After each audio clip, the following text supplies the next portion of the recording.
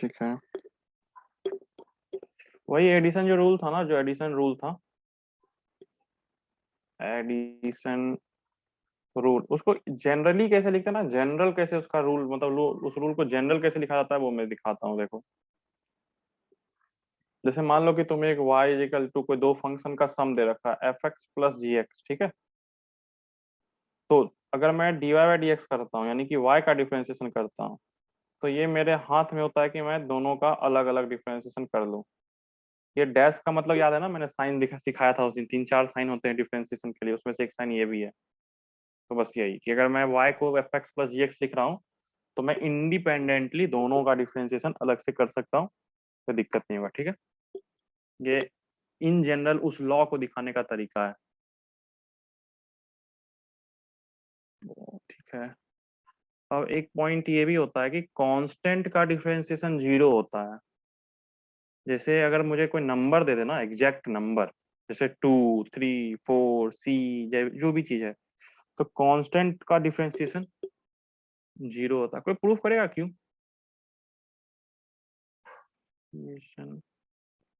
Of a constant is zero लिखवा तो मैंने दिया, लेकिन सोचो क्यों जीरो होता है, कांस्टेंट का डिफरेंशिएशन क्यों जीरो होता है। जैसे मैं एक एग्जांपल देता हूँ, example y is equal to 3 + x² है ना, मान लो इस टाइप से दे रखा है। अगर मैं डिफरेंशिएशन करूंगा तो dy बाई डी एक्स, तो 3 का डिफरेंशिएशन जीरो उतर जाएगा, क्योंकि वो एक कांस्टेंट है, 2x हो जाएगा, x² का डिफरेंशिएशन 2x। तो ये जो जीरो आया, इसके आने का कारण क्या है, कोई समझाएगा मुझे? सोचो थोड़ा सा कि भैया ने 3 का डिफरेंशिएशन जीरो क्यों कर दिया, यानी किसी भी नंबर का कांस्टेंट का डिफरेंशिएशन जीरो क्यों होगा, क्या कारण है, उसका लॉजिक क्या है, सोचो।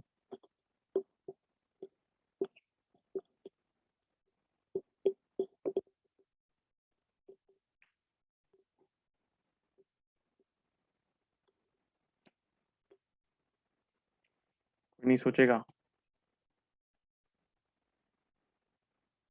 अनिकेत? हाँ भैया। कैसे प्रूफ करेंगे इस चीज को कि dy by d x of a constant number है जीरो? सोच रहा हूँ भैया। सोच रहे हो, ठीक है, चलो मैं 5 मिनट देता हूँ, तुम लोग सोचो फिर मुझे बोलना, ठीक है, आराम से सोचो। भैया हाँ हाँ मेरे बोलो। पास एक है। हाँ जैसे बोलो। अगर 3 में x⁻0 मल्टीप्लाई करेंगे तो ठीक है। जीरो x⁻0 का जो हम लोग निकालेंगे डिफरेंशिएशन, तो हम्म, वो 0 से फिर 3 मल्टीप्लाई होगा, इसीलिए 0 हो जाएगा। अच्छा, x⁻0 का 0 आएगा इसीलिए। ये तो बहुत अच्छा तरीका तुमने सोच लिया, सही बात है। तुमने तो बहुत अच्छा, मेरे पास वैसे अलग प्रूफ है, लेकिन मैंने कभी ऐसा नहीं सोचा कि एक्स और जीरो को जीरो आगे ले आऊंगा। सही है, बहुत अच्छा। तो एक ये थॉट भी हो सकता है कि अच्छा भैया, क्योंकि ये 3x3 × 1 को हम लोग लिख सकते हैं 3 × x⁻0, जीरो को आगे लेके चले गए, तो 3 × 0 और ऊपर x−1 बचा, क्योंकि -1 घटाना भी तो पड़ेगा, लेकिन उससे कोई फर्क नहीं पड़ता भैया, क्योंकि जीरो से जब मल्टीप्लाई हो ही गया तो बात ही खत्म हो गया। ठीक है, चलो, तो ये एक थॉट, अच्छा थॉट लगा मुझे, बहुत अच्छा। चलो मैं अब अपना बताता हूँ मैं कैसे सोचूंगा इस चीज को। ये भी एक बहुत अच्छा थॉट था, मैं भी बताता हूँ।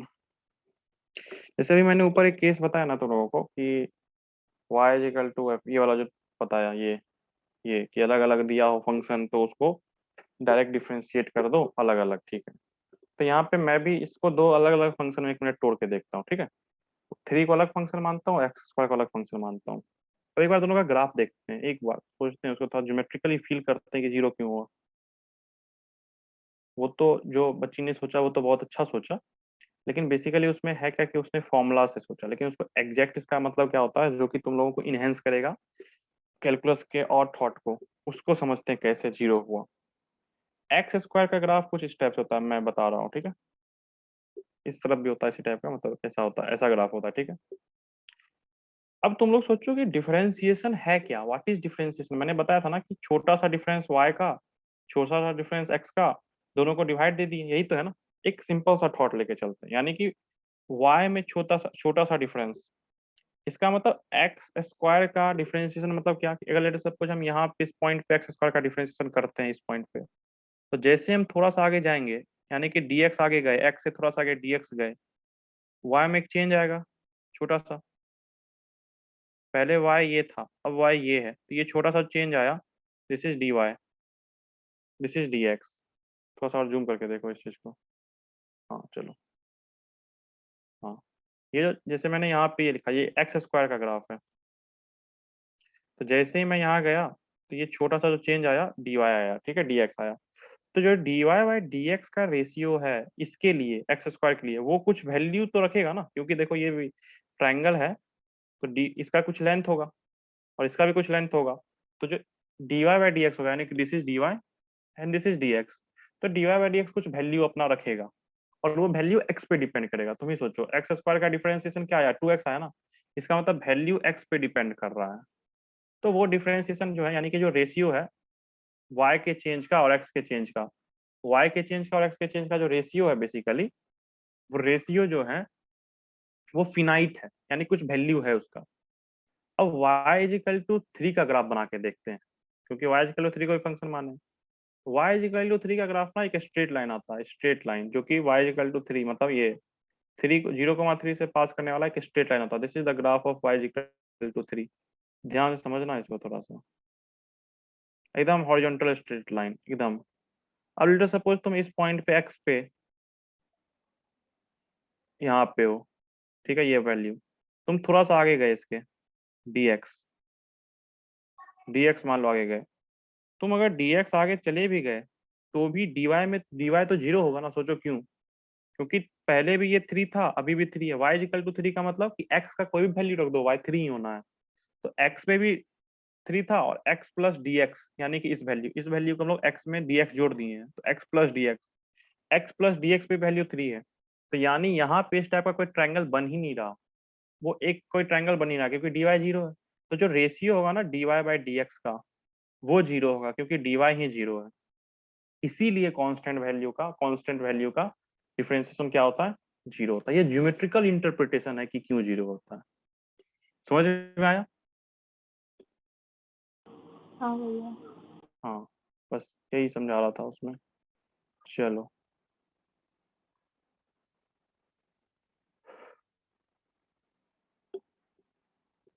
उसी तरह तुम लोग एक डिफरेंशिएशन करो। Question y is equal to 3 minus 2x square plus 2x square plus 4x, find y dash. Differentiation प्राप्त करो इसका।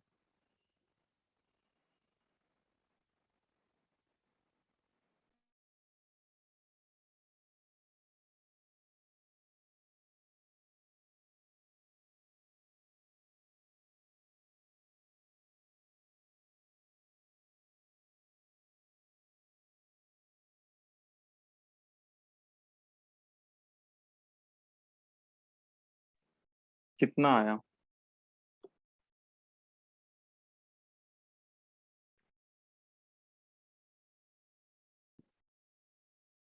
-4x+4।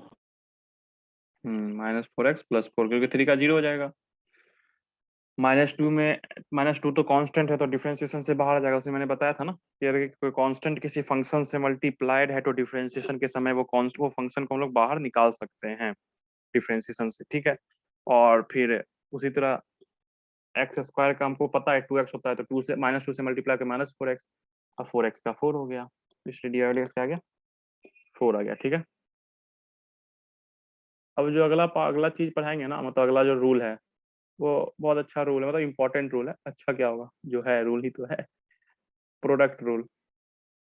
यानी कि अभी तक हम लोगों ने क्या क्या पढ़ा कि कोई फंक्शन अगर,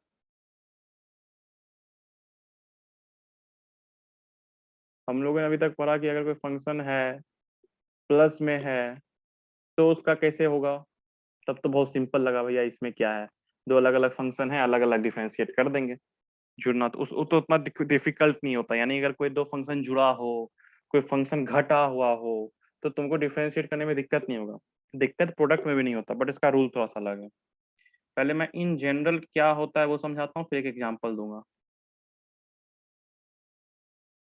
जैसे मान लो तुमको y इज इक्वल टू दो फंक्शन का प्रोडक्ट दिया हो, तो अगर तुम्हें इसको डिफरेंशिएट करना है ना, तो dy बाई डी का जो वैल्यू होगा वो क्या होगा मैं बताता हूँ। देखो, इनमें से पहले किसी एक को डिफरेंशिएट करो और एक को कांस्टेंट रखो। तो पहले क्या करो, मान लो पहले हम f को डिफरेंशिएट करें, तो g को कांस्टेंट रखेंगे, तो f डैश x। फिर जो बच गया ना पहली बार में, उसको डिफरेंशिएट करो और पहले वाले को कांस्टेंट रखो। यानी ये तुम्हारे लिए यही होता है, मतलब यही रूल है कि पहले किसी एक को कांस्टेंट रखे, दूसरे को डिफरेंशिएट करे, फिर दूसरे को कांस्टेंट रखे, पहले को डिफरेंशिएट करे। This is in general the rule of product rule. यही होता है प्रोडक्ट रूल। अब एक एग्जांपल करके दिखाता हूँ तब ज्यादा समझ में आएगा। जैसे मान लो हमको दे रखा है y is equal to x cube into x plus one. अब यहाँ पे हमारे पास ये है और एक हमारे पास ये है, दो फंक्शन हमारे पास है। तुम एक को एफ एक्स मान लो, एक को जी एक्स मान लो। तो d y by d x जो होगा ना, वो पहले किसी को कांस्टेंट रखो। हम पहले एक्स क्यूब को कांस्टेंट रखते हैं और एक्स प्लस वन का डिफरेंशिएशन करते हैं। बताओ एक्स प्लस वन का डिफरेंशिएशन कितना होता है?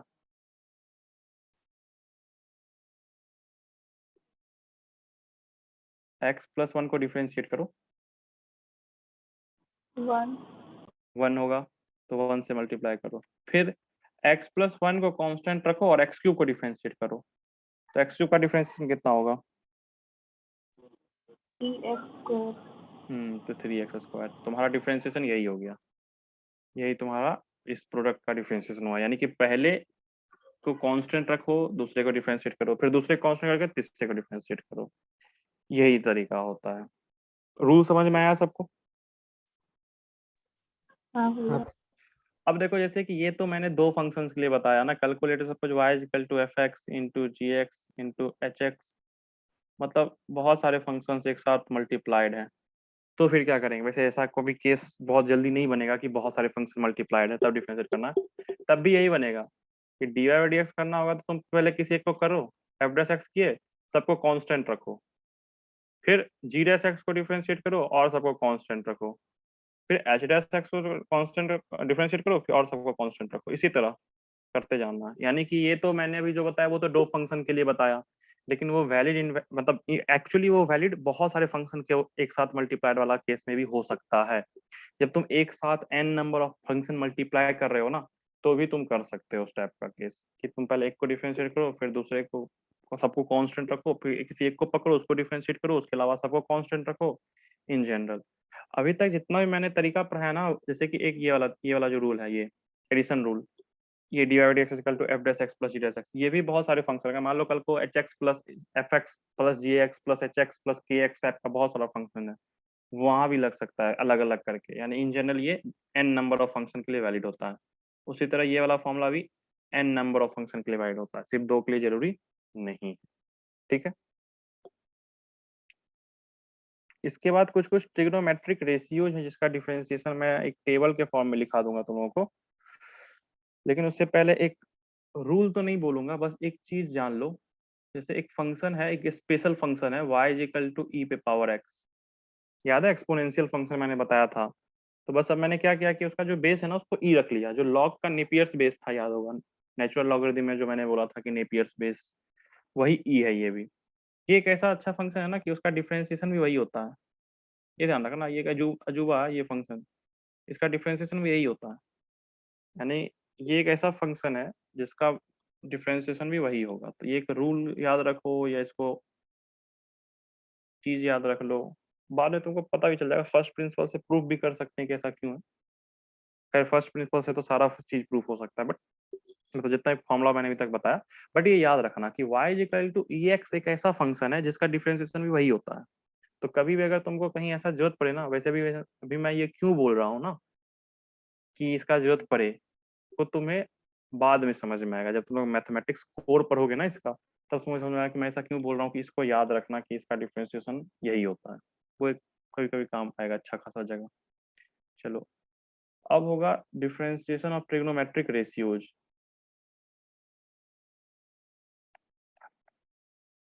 differentiation of trigonometric ratios। मैं लिस्ट लिखवा दे रहा हूँ तो लोग को याद होना चाहिए, ठीक है। एक मिनट बच्चों।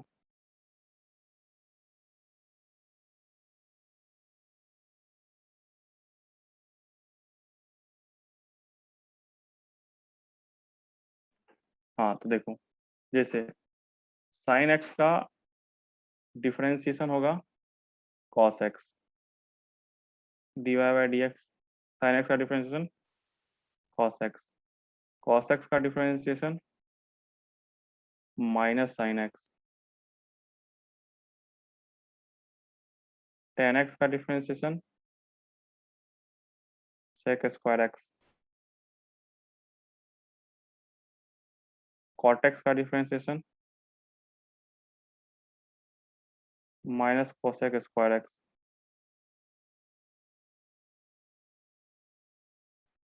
कोसेक एक्स का differentiation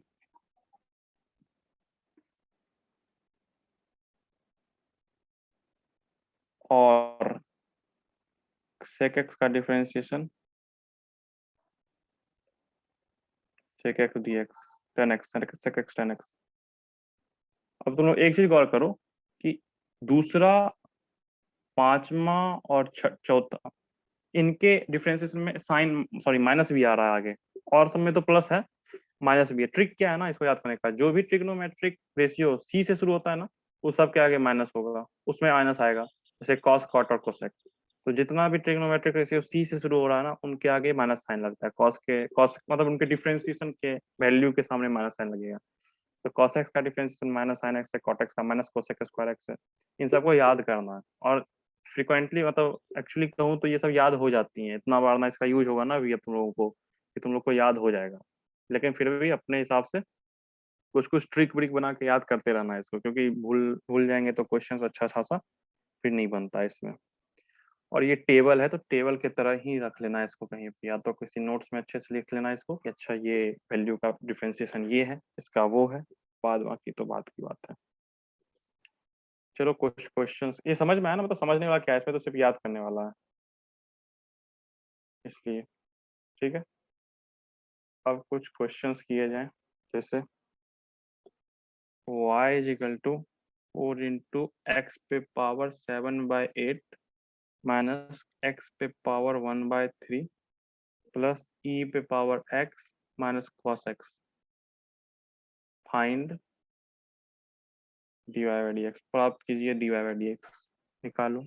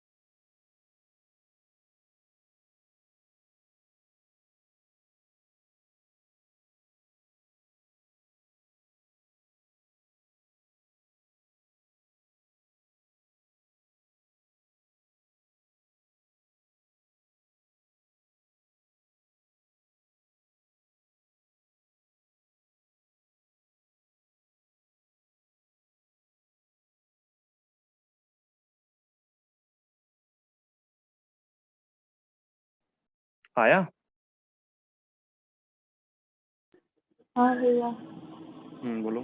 7/2 into x to the power -1/8 minus 1/3 into x to the power -2/3 plus e to the power x plus sin x।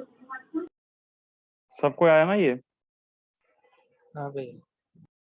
चलो बहुत अच्छा।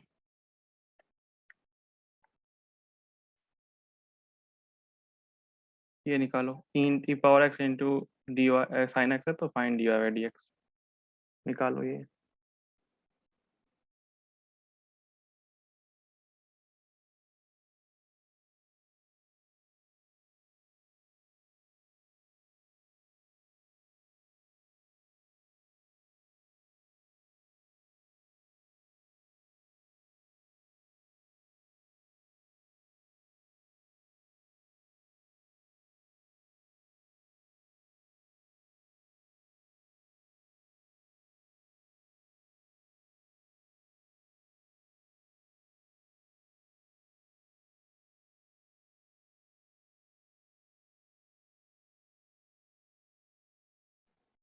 बोलो क्या है।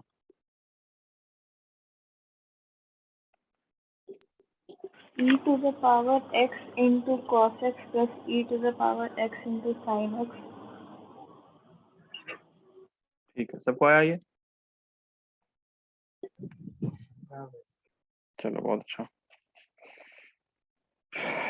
एक और निकालो।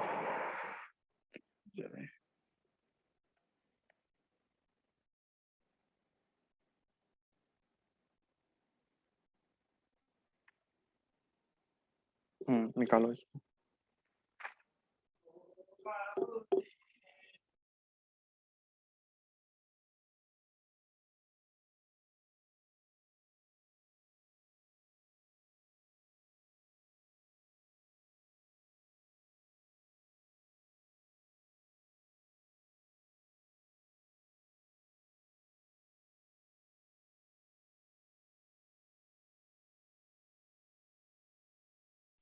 बन गया। हाँ बोलो। X square into minus sine x plus 2x into cos x. बहुत अच्छा, चलो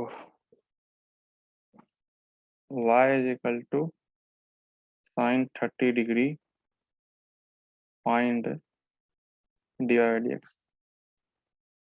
निकालो।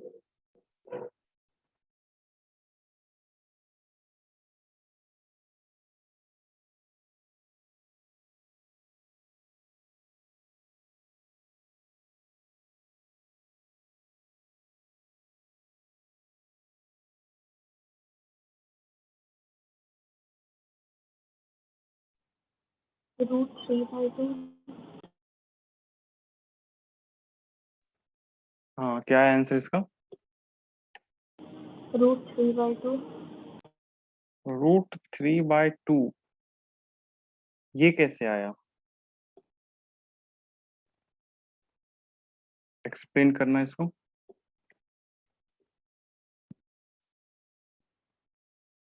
अरे कोई बात नहीं, मतलब तुमने जो भी किया बता दो मुझे, मैं समझ लूंगा।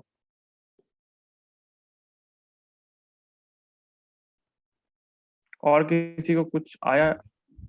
sin साइन x का मतलब होता है cos x to cos 30 degree.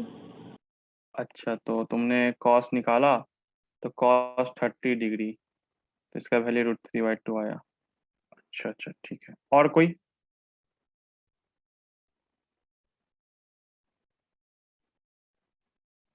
Aniket शायद कुछ बोलना चाह रहा, उज्जवल या अनिकेत शायद कुछ बोलना चाह रहा था। सर यही बोल रहे हैं। अच्छा अच्छा,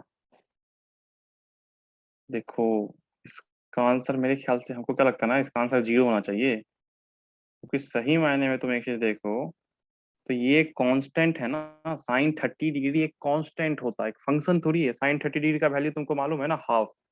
साइन 30 डिग्री की जगह हम हाफ लिख देते हैं एक समय के लिए, कोई दिक्कत? अब डिफरेंशिएट करो, तो y is equal to half का डिफरेंशिएशन क्या होता है? जी. तब साइन x का डिफरेंशिएशन cos x होता है, ना कि साइन 30 डिग्री का। तो ये ध्यान रखना। मैं तुम्हें एक चीज बोलता हूँ, जैसे साइन 30 का डिफरेंशिएशन कोई वेरिएबल का डिफरेंशिएशन थोड़ी है। जब x है ही नहीं तो वेरिएबल ही नहीं है, मतलब कोई वेरिएबल है क्या इस तरफ? खुद सोचो, कोई वेरिएबल नहीं है, पूरा का पूरा वैल्यू कांस्टेंट है। तो दो चीज होती हैं, इन दो टर्मिनोलॉजी को समझो। पहला, जैसे कोई क्वेश्चन पूछता है find the differentiation of f of x at x is equal to a, इसका मतलब क्या हुआ कि पहले हम लोग fx को डिफरेंशिएट करेंगे और फिर उसके उस डिफरेंशिएशन का जो आएगा ना, उसमें a का x का वैल्यू a रख देंगे। जैसे अगर तुमसे क्वेश्चन पूछे कि y is equal to sine x का डिफरेंशिएशन बताइए at x is equal to 30 degree, तब जो तुमने आंसर दिया ना √3/2, वो सही होगा।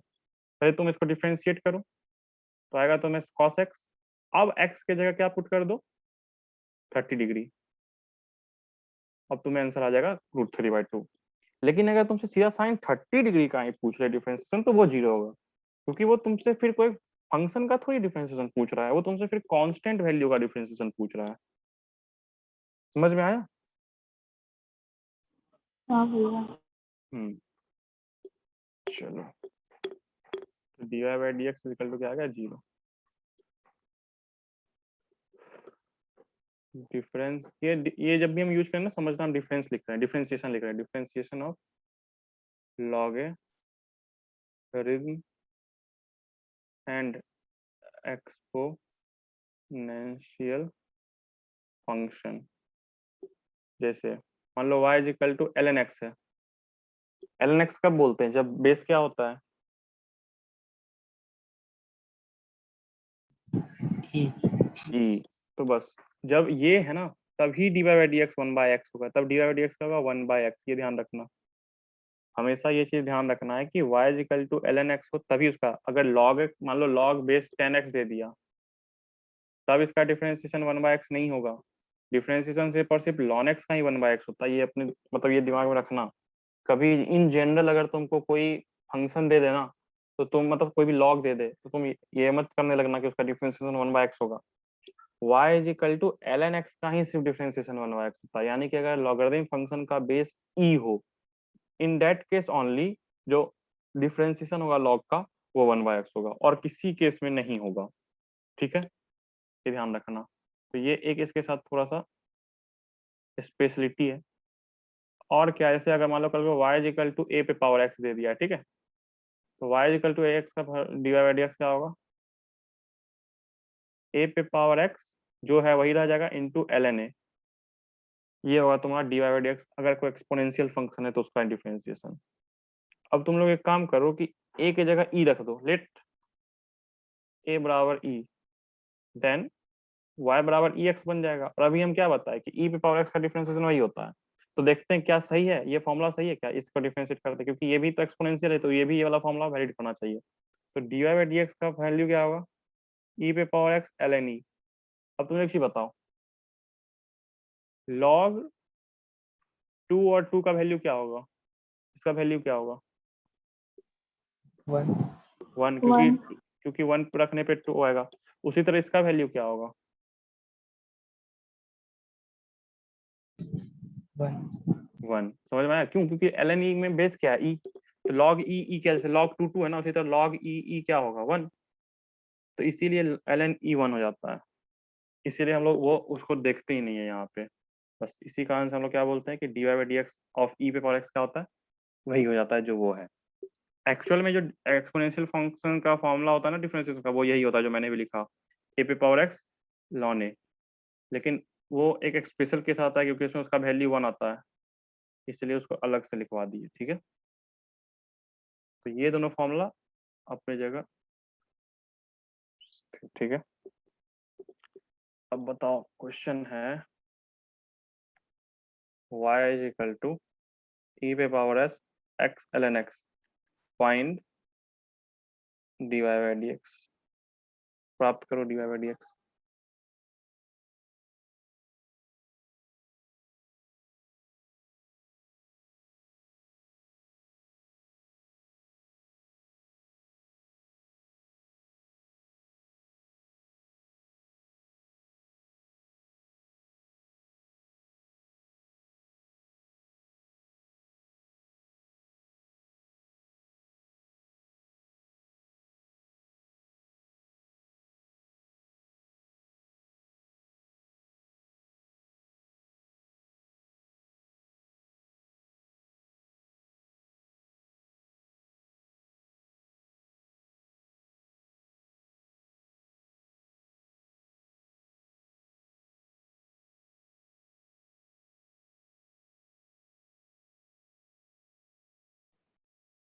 बोलो क्या है?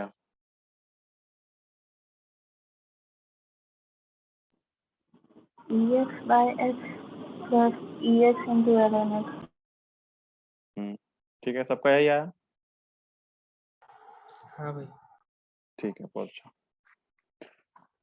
अब एक और रूल है, जैसे प्रोडक्ट रूल था ना वैसे एक क्वोशेंट रूल होता है। यानी जब दो फंक्शन डिवाइड में होते हैं तो उसका क्या निकालते हैं, ये भी एक इम्पोर्टेंट है। शुरू में तुमको देख के लगेगा कि ये बहुत बड़ा हो गया, लेकिन कोई दिक्कत नहीं है, वो धीरे धीरे यूज करके अपने पता चल जाता है। तो जो हमारा अगला लॉ है दैट इज क्वोशेंट लॉ। अरे यार, एक मिनट।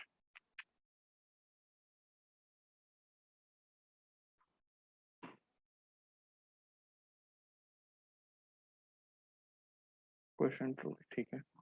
ये क्या बोलता है कि अगर हमारे पास, लेटर सपोज अगर हमारे पास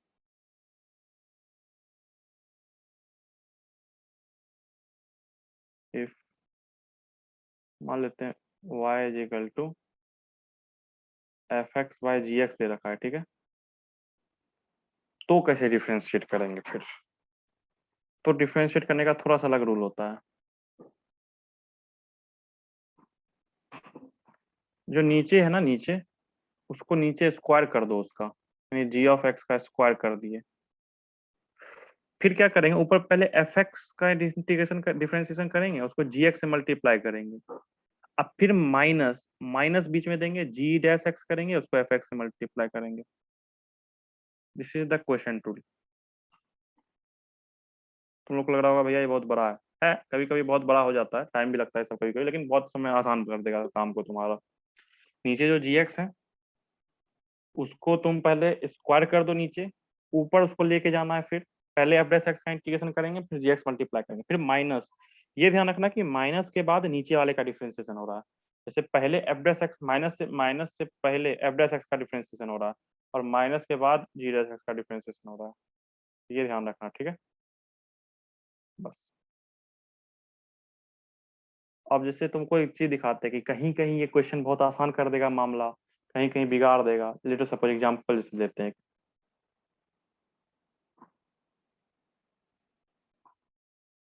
मान लो y is equal to 10x है। अब तुम लोग बोलेगा भैया y is equal to 10x का तो अभी आप बताए sec स्क्वायर x, अगर तुमको अभी तक याद हो गया होगा तो तुम बोलेगा भैया y is equal to sec square x होता है। लेकिन एक और चीज देखते हैं, y 10x को हम sin x by cos x भी तो लिख सकते हैं ना, यानी ये एक फंक्शन ऊपर एक फंक्शन नीचे। अब इसका डिफरेंशिएशन करके देखते हैं, तो dy बाई dx, तो नीचे जो cos x है उसका स्क्वायर कर देते हैं।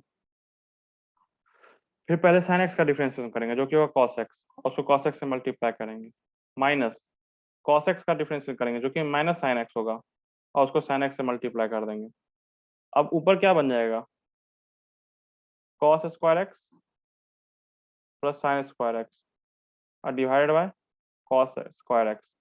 अब ऊपर क्या बन गया, 1, cos square x plus sin square x 1 होता है, और नीचे cos स्क्वायर x बना, तो 1 अपॉन cos स्क्वायर x हो गया, और 1 अपॉन cos स्क्वायर x में क्या हो गया, sec स्क्वायर x। समझ में आया? तो इक्विवेलेंटली हम यहाँ प्रूव भी कर दिए कि 10x का डिफरेंशिएशन sec स्क्वायर x होता है। भले हमने क्वेश्चन टूल हमें अप्लाई करना पड़ गया, लेकिन उसका एक अप्लीकेबिलिटी भी तो देख लिए कि देखो यूज यहाँ पे ऐसे भी कर सकते हैं, जरूरी नहीं है कि कोई फंक्शन का याद करके ही किया जाए। तुमको अगर सिर्फ sin x cos x का भी याद है और तुमको क्वेश्चन टूल याद है, तो तुम उसका यूज करके ये tan x का भी निकाला जा सकता है, ठीक है। तुम लोग अब एक क्वेश्चन क्या करो, y is equal to cot x जो हम बोले थे ना उसमें, तो find dy by dx using question rule, ठीक है। cot x का वैसे तुम लोग को पता है minus cos x square x होता है, लेकिन प्रूफ करो कि कैसे cos x स्क्वायर x होता है। वैसे जैसे ऊपर की ना tan x को cos x by sorry sin x by cos x लिख के, वैसे cot x को cos x by sec x sin x लिख के फिर उसके थ्रू करो।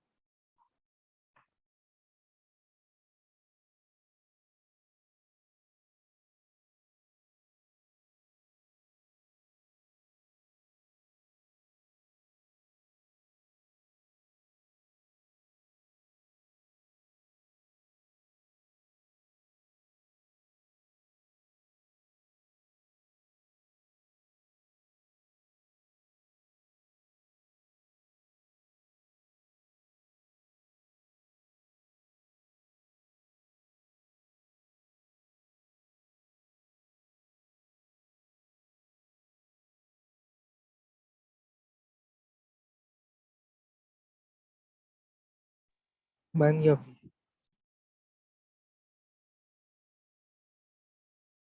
हो गया, चलो बहुत अच्छा। मैं बताऊं कि छोड़ दूं?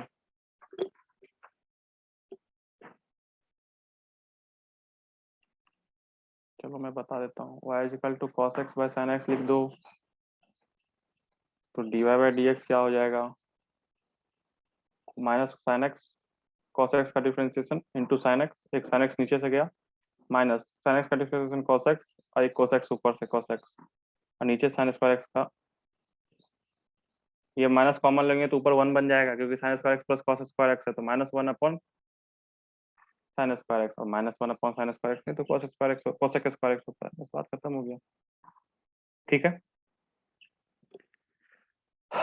अब जो रूल आएगा ना वो one of the most important rule है, जिसका यूज फिजिक्स में खास तौर के मतलब रगड़ के होगा, ऐसा मैं मानता हूँ, मेरा मानना है। और अगर ये रूल तुम लोग के दिमाग में रहेगा ना तो बहुत सारा क्वेश्चन जिसमें अच्छा खासा मैथमेटिक्स लगता है ना, फिजिक्स के क्वेश्चन में अच्छा खासा इसमें मैथमेटिक्स लग रहा होता है, वो तुम लिए आसान हो जाएगा। इसको बोलते हैं चेन रूल। चेन रूल कभी तुम लोगों ने सुना है इसका नाम पहले आज से? हाँ भैया। अच्छा, तुम लोग इससे पहले डिफरेंशिएशन पढ़ रखे हो क्या?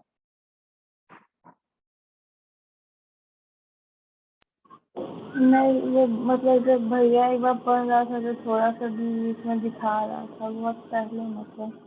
अच्छा अच्छा अच्छा अच्छा, चलो चेन रूल क्या बोलता है ये समझते हैं। अभी तक जो हम लोगों ने डिफरेंशिएशन किया ना, पूरा अभी तक जितना भी डिफरेंशिएशन हमने किया, सब में हमने डिफरेंशिएशन एक्स के रिस्पेक्ट में ही किया। ये जो dy बाई dx लिखते हैं ना, ये dy बाई dx का कहने का मतलब होता है कि हमने y का डिफरेंशिएशन किया विथ रिस्पेक्ट टू x। ये dy बाई dx का ये मतलब होता है। ठीक है, लेकिन जरूरी थोड़ी कि डिफरेंशिएशन x के रिस्पेक्ट में ही तुमको हमेशा पूछे। हो सकता है किसी और वेरिएबल के रिस्पेक्ट में पूछ दे, टाइम के रिस्पेक्ट में पूछ ले। जैसे कि स्पीड क्या होता है, x का differentiation with respect to time, यानी यहाँ पे differentiation with respect to time आया। तो जरूरी नहीं कि जो डिफरेंशिएशन तुमसे पूछा जा रहा है वो रिस्पेक्ट टू सम x ही हो, it may be with respect to something else. जैसे हमने जो अभी तक डिफरेंशिएशन करना सीखा ना, वो कुछ पार्टिकुलर फंक्शंस का ही डिफरेंशिएशन करना सीखा। एक वाइड वैरायटी ऑफ फंक्शंस होता है जिसका डिफरेंशिएशन आपको अगर मैं दूं तभी आप ना नहीं कर पाओ। जैसे एग्जांपल लेके इसको समझते हैं। सबसे पहले एग्जांपल ले लेते हैं समझाने से पहले। मान लो y इज इक्वल टू, अगर हमको दे एक्स स्क्वायर प्लस 1 पे पावर 3/2। अब तुम लोग एक चीज बताओ, क्या तुम लोग ये सब का इसका डिफरेंशिएशन कर सकते हो, जितना भी चीज अभी तक मैंने बताया उसको यूज करके?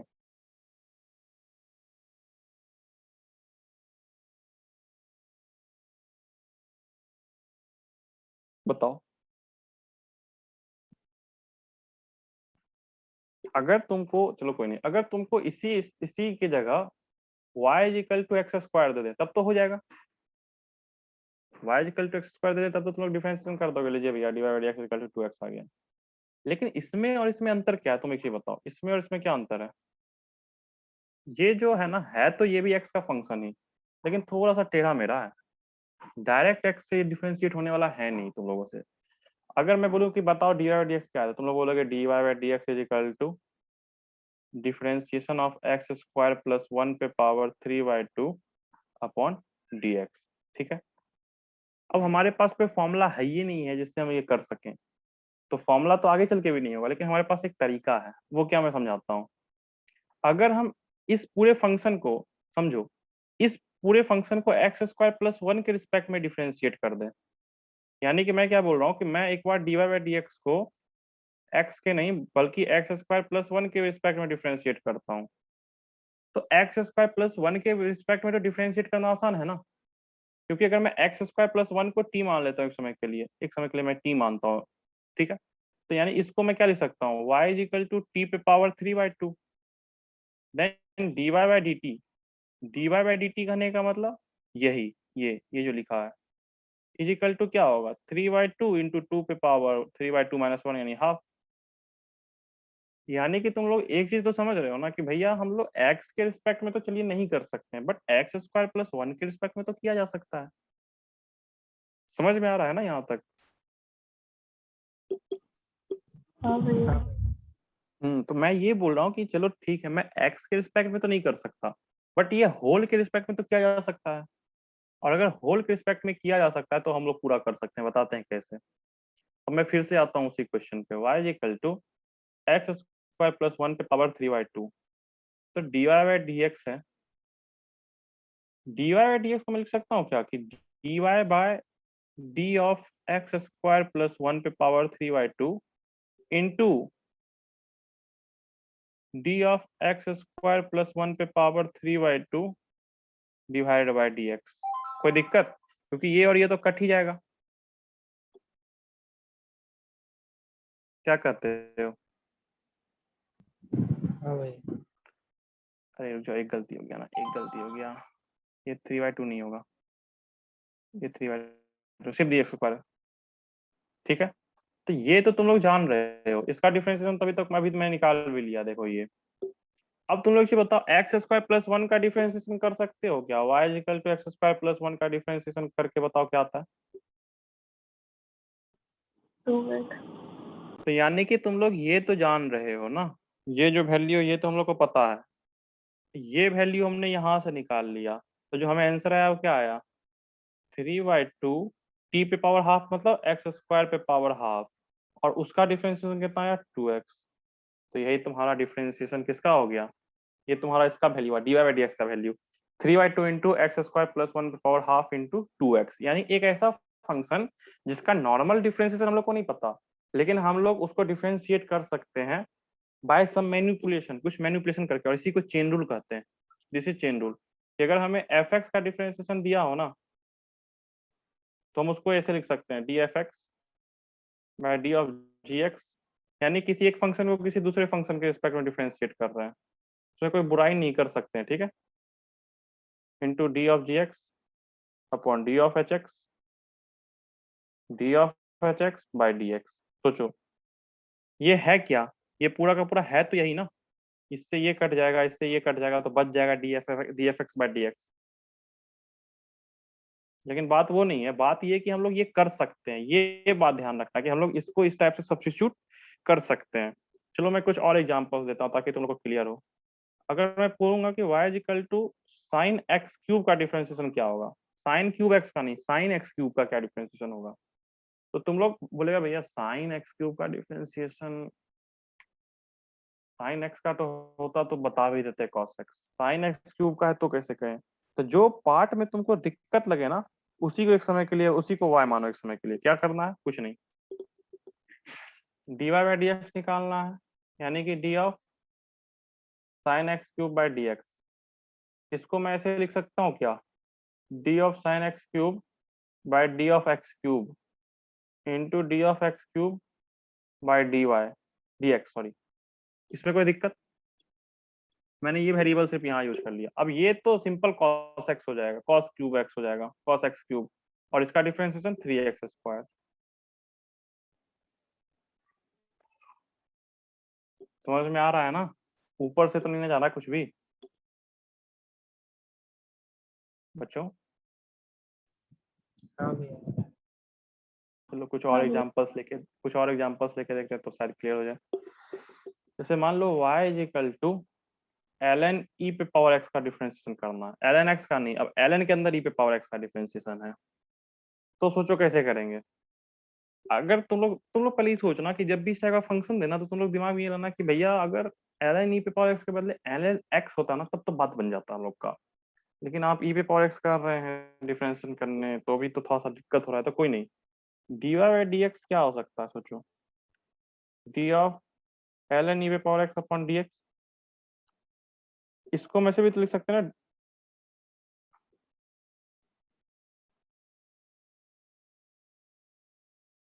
अब तुम एक ही गौर करो, D of ln x by d x 1/x कब होता था? जब जो ln के अंदर है ना, उसी के रिस्पेक्ट में डिफरेंशिएट करते थे तब।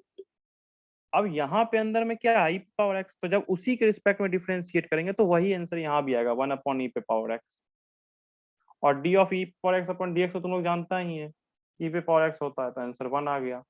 कट गया ना ये दोनों, इसलिए। उसी तरह से और करो, एक चीज और गौर करो, साइन एक्स का डिफरेंशिएशन कॉस एक्स कब होता है? जब डी ऑफ डी एक्स करते हैं, यानी कि जो साइन के अंदर है ना, उसके रिस्पेक्ट में डिफरेंशिएट करते हैं, तब कॉस एक्स होता है। यहाँ साइन के अंदर एक्स क्यूब है, तो हमें एक्स क्यूब के रिस्पेक्ट में डिफरेंशिएट करना पड़ेगा कॉस एक्स क्यूब लाने के लिए। तो बस हमने एक्स क्यूब के रिस्पेक्ट में डिफरेंशिएट किया, तभी कॉस एक्स क्यूब आया। यानी कि जो भी तुम लोगों ने फॉर्मूला देखा ना, एक बार सब फॉर्मूला फिर से देखते हैं ऊपर चल के, सारा फॉर्मूला, जैसे डिफरेंशिएट का सारा फॉर्मूला। तो ये फॉर्मूला तब वैलिड है जब जो साइन के अंदर है ना, उसके रिस्पेक्ट में डिफरेंशिएट किया जाए। यानी साइन एक्स है तो एक्स के रिस्पेक्ट में, साइन एक्स क्यूब है तो एक्स क्यूब के रिस्पेक्ट में डिफरेंशिएट किया जाए। उसी तरह यहाँ पे अगर cos x का डिफरेंशिएशन करना है, तो cos x का डिफरेंशिएशन sin x तब होगा जब cos x का डिफरेंशिएशन उसके रिस्पेक्ट में हो जो कि एक्स कॉस के अंदर वाले पार्ट में है। अगर वहाँ एक्स क्यूब होता तो एक्स क्यूब के रिस्पेक्ट में करना पड़ता।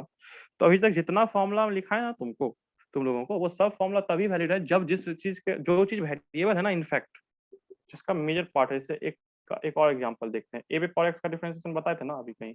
हाँ, ये भी तभी वैलिड है जब एक्स ऊपर हो तो उसी के रिस्पेक्ट में कर रहे हैं। कल को अगर ए एक्स स्क्वायर है, मान लो ए एक्स के बदले ए एक्स स्क्वायर है, तो इसको डिफरेंशिएट करने के लिए जैसे पूछ दिया। चलो इसको भी करके देखते हैं। y इज इक्वल टू ए पे पावर एक्स स्क्वायर।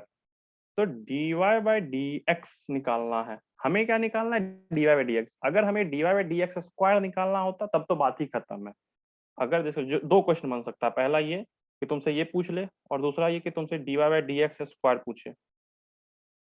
अगर dy by d x square पूछेगा तो सीधा d x square into l n x हो जाएगा, कोई दिक्कत नहीं है। L n x square simple सा, जो ऊपर है वही नीचे उतर जाएगा, क्योंकि हमें एल एन एक्स स्क्वायर नहीं, गलती गलती हो गया, एक मिनट।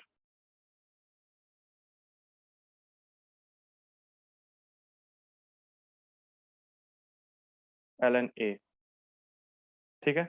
लेकिन तुमसे पूछ क्या रहा है? डी वाई डी एक्स, ठीक है। तो d y by d x के बदले हम इसको क्या लिख सकते हैं? D y by d x square into d x square by d x. अब d y by d x square तो हमें पता है, ए पे power x square l n a, और d x square by d x कितना होता है? 2x। तो तुम्हें बस ये ध्यान रखना है कि वेरिएबल क्या है, वेरिएबल क्या है उसके रिस्पेक्ट में तुमको उस टाइप से चेन लगाना पड़ेगा, चेन। ये चेन रूल क्यों बोल रहे हैं समझ में आ रहा है? क्योंकि तुम देखो एक के बाद एक के बाद एक के बाद एक बना, यहाँ देखना, जैसे चेन रूल क्यों बोलते हैं समझाते हैं। एक के बाद एक, एक के बाद एक, इसी तरीका से कितना भी तुम चाहो बना सकते हैं, लेकिन उससे कोई फायदा नहीं है। जैसे एक और क्वेश्चन जैसे करके दिखाते हैं। y is equal to l n sine x है, find d y by d x. अब तुमसे पूछा क्या? D y by d x, पहला क्वेश्चन ये, और दूसरा क्वेश्चन तुमसे पूछा d y by d sine x. यानी कि दूसरे वाले केस में डिफरेंशिएशन किसके रिस्पेक्ट में है? उसके रिस्पेक्ट में जो एल एन के अंदर है। और हमको पता है कि एल एन के अंदर जो होता है, अगर हम उसके रिस्पेक्ट में डिफरेंशिएशन करेंगे तो आंसर सीधा 1 अपॉन साइन एक्स हो जाएगा। लेकिन यहाँ किसके रिस्पेक्ट में पूछ रहा है? एक्स के। तो इसको क्या करेंगे? Sine x into d of sine x by d x. इसका मतलब d y by d sine x हमको पता है 1/sin x होगा, और d sine x into x क्या होगा? Cos x. यानी आंसर क्या हो गया? Cot x. अब तुम लोग को एक क्वेश्चन देते हैं, ट्राई करो। y is equal to l n cos x square, इसका डिफरेंशिएशन करना है। फाइंड, तीन क्वेश्चन है। फाइंड पहला d y by d x, दूसरा d y by d x square, और तीसरा d y by d x cos square x, ये निकालना है। और चौथा एक और निकाल ही लो, d y by d cos x. ये चार वैल्यूज निकालनी है तुम्हें, निकालो, कोशिश करो।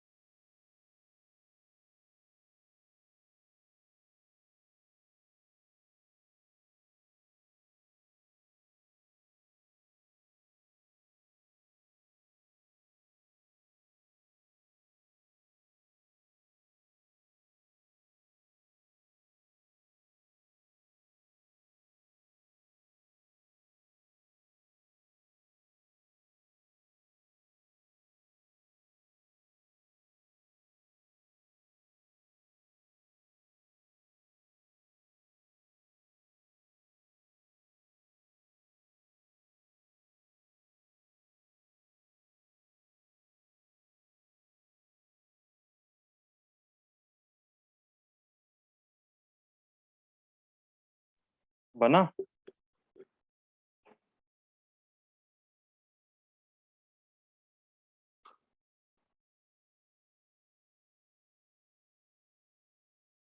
चलो देखते हैं कैसे बनाएंगे, कोई नहीं।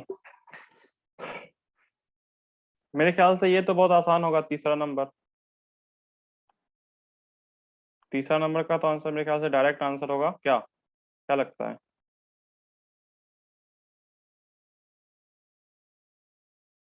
अरे कोई तो कुछ बोलो।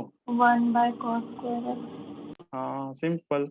मैंने क्या बोला, जो अंदर है ना ln के, उसके साथ जो भी मैंने बताया ना अभी ऊपर से नीचे तक जितने फॉर्मूलेज, तो सब उन सब के डायरेक्ट वैलिड हो जाएंगे, जिसके जो अंदर में उसके रिस्पेक्ट में कर रहे हैं। तो अंदर में cos x² है तो बस डायरेक्ट उसके रिस्पेक्ट में डिफरेंस करेंगे तो उतर जाएगा, वो कोई दिक्कत नहीं है। तो मैं इसलिए मैंने सबसे पहले तीसरा सॉल्व किया।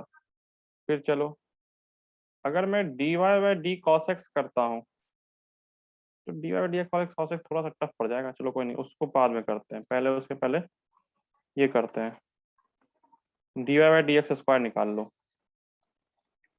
अब तुम खुद सोचो, इसको मैं ऐसे भी देख सकता हूँ, D of cos² x into D cos of square x upon dx²। ये वाला हमको पता है ऊपर से 1/cos x², और ऊपर वाला हमको क्या होगा, -sin x², यानी -10x² आंसर आया। क्योंकि अंदर cos के अंदर x² है ना, और उसके साथ डिफरेंशिएशन करेंगे तो वही होगा जो हम लोग अभी तक फॉर्मूला पढ़े हैं। अब पहला करते हैं, यानी dy/dx। तो dy/dx करने के लिए हम क्या करेंगे, d of cos x² into d of cos x² by dx² into dx²/dx। तब तक चेन रूल लगाते जाना है जब तक कि हम लोग को कुछ ऐसा ना मिल जाए जो हम लोग डायरेक्टली कर सकते हैं। तो पहला का आंसर होगा 1/cos x², दूसरा का होगा -sin x², और तीसरा का होगा 2x। तो ये आया दूसरे का आंसर, पहले का आंसर। अब निकालते हैं dy/d cos x। ठीक है, dy/d cos x, इसको लीव कर दो अभी, ये जानबूझ के ये गलती से पड़ गया क्वेश्चन, इसको भी लीव कर दो, ये काम का नहीं है अभी, इसमें कुछ और भी लगेगा। Leave the question part 4। अब हमको एक ही समझाओ, ये इतना पार्ट समझ में आया? भैया dy/dx का फिर से एक बार बता दीजिए ना। अच्छा ठीक है, देखो dy/dx जो है उसको लिख सकते हैं ये, अच्छा ये लिख सकते हैं, ये समझ में आ रहा है।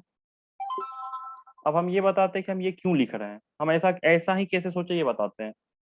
जैसे अंदर से ना, अंदर से बाहर की तरफ आओ, सबसे पहले तुम सबसे आसानी से डिफरेंशिएशन किसका हो सकता है, अगर हम cos इसके साथ कर सकते हैं तो डायरेक्ट निकल जाएगा। फिर cos x² का डिफरेंशिएशन सबसे आसानी से किसके साथ होगा, x² के रिस्पेक्ट में। पहला जो फंक्शन है ना y, एक मिनट रुको, y ln cos x², इसका डिफरेंशिएशन सबसे आसानी से होगा अगर हम अंदर वाले के रिस्पेक्ट में करें। फिर उसका सबसे आसानी से होगा जब हम उसके अंदर वाले के रिस्पेक्ट में करें, और इसका सबसे आसानी से x के रिस्पेक्ट में हो जाएगा। तो जो अंदर वाला है ना, जो अंदर में है, दरअसल जो वेरिएबल का काम कर रहा है अंदर के रिस्पेक्ट में, वेरिएबल तो ऐसे x ही है, वो मैं नहीं बोल रहा, बट जो अंदर में इनपुट की तरह काम कर रहा है ना एज, लॉन के अंदर अब इनपुट की तरह कौन काम कर रहा है, cos x², तो उसके रिस्पेक्ट में डिफरेंशिएट करेंगे। तो जो डिफरेंशिएशन तुम लोग को आता है ना, उसमें एक चीज गौर करो, जैसे ln x का डिफरेंशिएशन 1/x कब होता है, जब हम अंदर जो वेरिएबल उसके रिस्पेक्ट में करें। तो जो अंदर पड़ा है ना उसके रिस्पेक्ट में करते जाओ, बस आते जाएगा। इसलिए मैंने सबसे पहले cos x² चूज किया, उसका x² चूज किया, उसके बाद x को चूज किया। समझ में आया? हाँ भैया। ऐसे मैं क्वेश्चन तुम लोग को शेयर कर दूंगा इस पे, मतलब अगर मुझे कहीं से मिलेगा जाके तुम लोग प्रैक्टिस कर पाओ। अभी कोई क्लास है क्या तुम लोगों का? 6:50 से क्लास है, अभी कोई नहीं है। बच्चे सारे चले गए, इतना जल्दी क्यों चले गए सारे? यहाँ पे समझे नहीं समझे, चलो मेरा तो टाइम हुआ। अब मिलते हैं वेडनेसडे को, मैं क्वेश्चन भेज दूंगा, तुम लोग आराम से उसको कर लेना, ठीक है? Okay bye.